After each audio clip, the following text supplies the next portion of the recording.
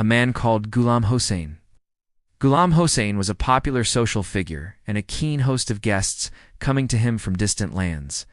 He lived in Moshi, a beautiful small town at the foot of Mount Kilimanjaro in Tanzania. He was generous and hospitable to one and all. One of his hobbies during leisure hours, particularly on Saturdays and Sundays, was to play the game of cards with his friends. For hours they used to get together where they enjoyed the game.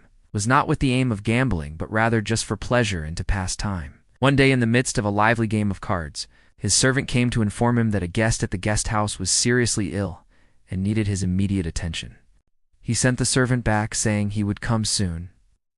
But he was so much engrossed in the game that he did not want to withdraw from it.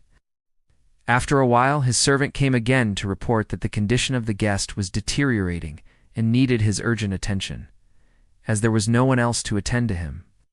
But Ghulamhussein was so deeply engrossed in the game that he did not want to be disturbed.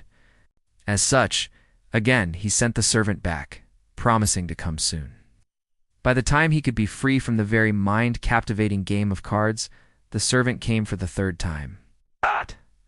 But this time he reported that the guest, a poor traveler from distant lands, had already died. This news gave a shock of his life to Ghulamhussein, convinced him of the evil and harmful effect of such an indoor game. There and then he vowed never to indulge himself in such a game. Is this not an eye-opening example of an intoxicating and mentally distracting game of cards commonly played today, either as a pastime or for gambling purposes? Perhaps it also explains the philosophy behind the absolute Islamic forbidden to play or watch such a game. Even without the chance of gaining or losing money, it is meant to be prevention than a cure, lest man is one day tempted to use the game for gambling purpose. The Prophet Muhammad, peace be upon him, said, "Abstention from sins is better than seeking help afterward."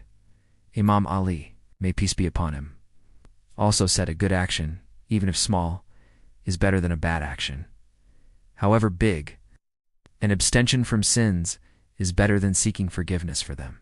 So therefore, avoid playing or gambling with cards, dice, or any other things which may lead us to sin.